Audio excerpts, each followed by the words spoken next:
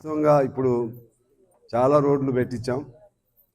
ఇప్పుడు ఎన్ని రోడ్లు ఇందాక పెట్టింది మనం 11 రోడ్లు.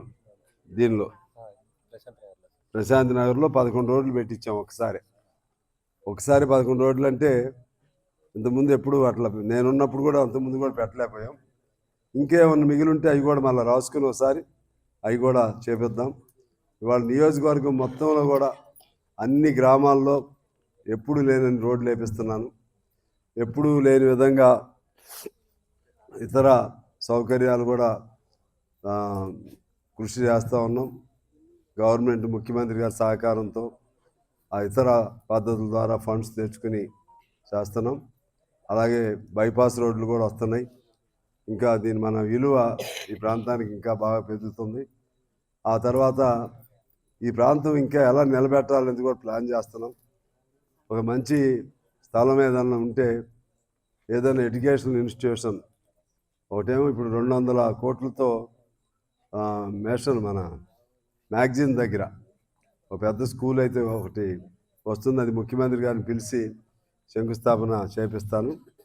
అలాగే ఇంకా మన రామవరం ఈ ప్రాంతం అంతా ఎలా, ఎందుకంటే ఇదంతా నాకు రామవరం అంటే మన సింగరేణి, మన కార్మిక వర్గం ఉన్న ప్రాంతం.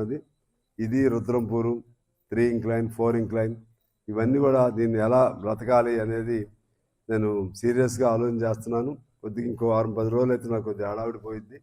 ఆ తర్వాత కూర్చుని ప్లాన్ ఆఫ్ యాక్షన్ తీసి ఈ ప్రాంతం అన్నిటికీ అటువైతే డెవలప్ అయిపోతుంది బాగానే.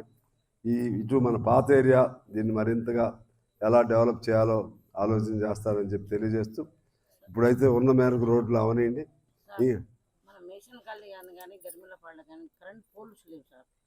చెప్పాగా ఇప్పుడు పోల్స్ అవన్నీ కూడా మీరు ఇచ్చారు కదా. ఇప్పుడు మెమరాండాలు అన్నీ చేపిస్తా. కొద్దిగా ఓపిక పట్టండి, అన్నీ మీకు చేపిస్తాను.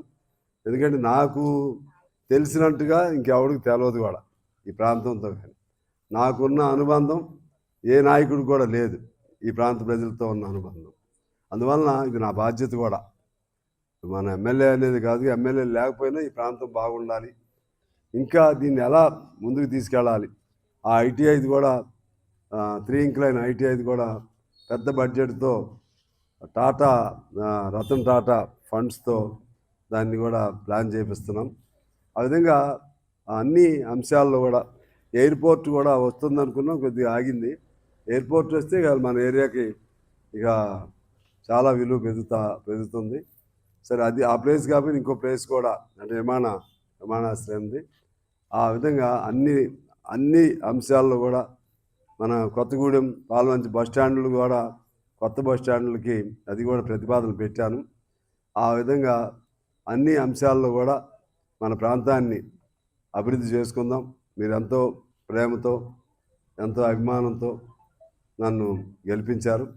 మీకు రుణపడి ఉంటాను.